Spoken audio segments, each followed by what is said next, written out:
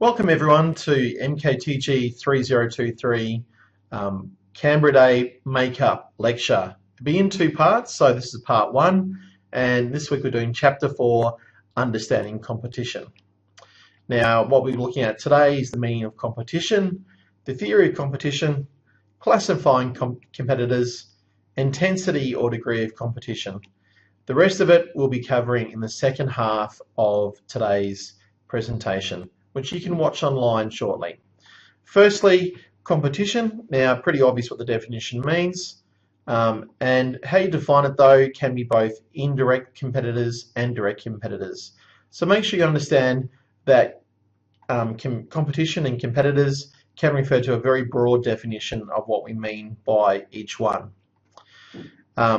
Obviously, some companies, for this reason, if they don't identify their direct or indirect competitors even correctly, they can misunderstand the market and also misunderstand the nature of the competitive forces which affect them. Others underestimate the capabilities and reactions of their competitors. So natural competition, though, refers to the survival of the fittest in a given environment. It is an evolutionary process that weeds out the weaker of two rivals. Sounds very interesting. Very Darwin, doesn't it? Applied to the business world, it means that no two firms doing business across the board the same way in the same market can coexist forever. In other words, it is survival of the fittest, and eventually one will eat the other. Now, strategic competition is the studied deployment of resources and requires the following: adequate information surrounding the situation, framework to understand the dynamic interactive system, postponement of current consumption to provide investment capital, commitment to invest resources to an irreversible outcome, and the ability to predict output consequences even with incomplete knowledge of inputs. Whew, that's a big list, and it won't be on the exam. But you need to understand the broad context here of what's been discussed of strategic competition. In other words, how people might compete against you on strategy. There is a theory on this based on hypotheses derived from military warfare. Military. And really, if you want to read a good book on strategy and military, I refer you to The Art of War by Sun Tzu. Very, very good book to read on strategy and military theory. But some of the concepts covered here is competitors who persist and survive have a unique advantage over others. In other words, if it's survival of the fittest, then the fittest will survive, but also thrive. They'll make the most of opportunities in the market. If competitors are different and coexist, then each must have a distinct advantage over the other. In other words, to win a battle, your advantage must be far more superior than your competitors. Seems pretty obvious so far. Any change in the environment changes the factor weighting of environmental characteristics, resulting in a shift of boundaries of competitive equilibrium and competitive segments. In other words, environmental factors, you need to be prepared for anything and everything and have enough flexibility and scope in the organisation to handle any sudden changes of environmental factors which can impact upon your strategy and your brand.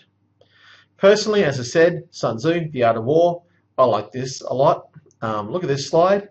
When I let go of what I am, I become what I might be. Sun Tzu.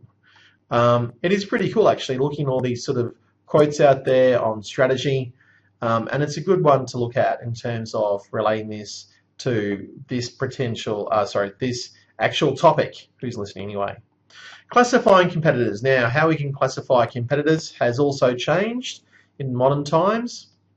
For example, with the advent of the internet and even apps, competitors now can emerge in a matter of hours somewhere, and of course also then disappear also a matter of hours. So the actual competitive makeup of a market is very dynamic and fluid in 2015.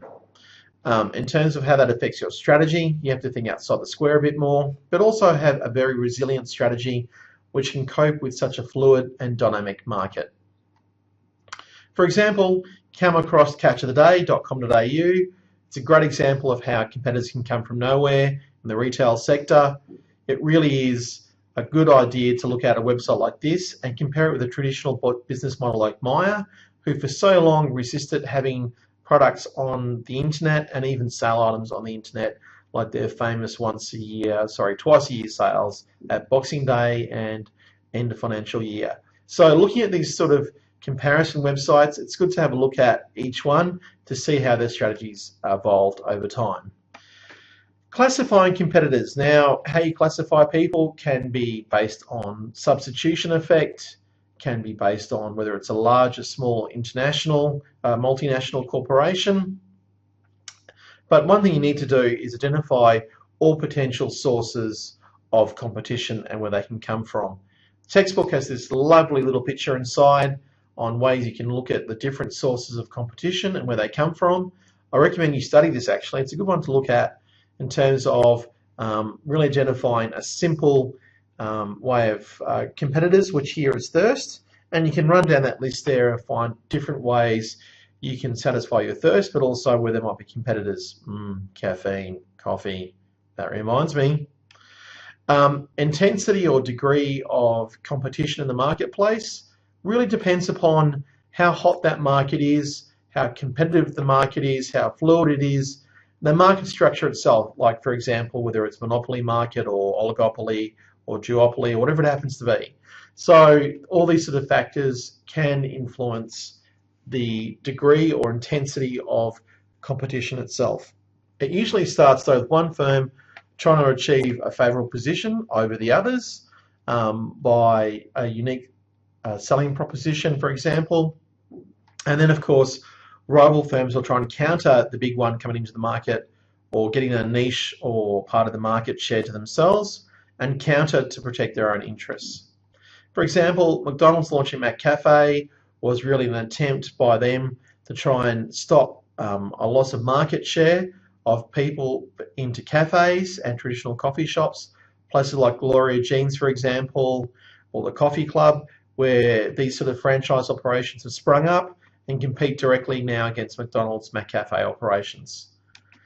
All right, well, that's it for this part of it. We'll get into the second half shortly. Hopefully that wasn't too flat. I'll try and make things interesting. And I'll talk to you again soon. See you in the second half.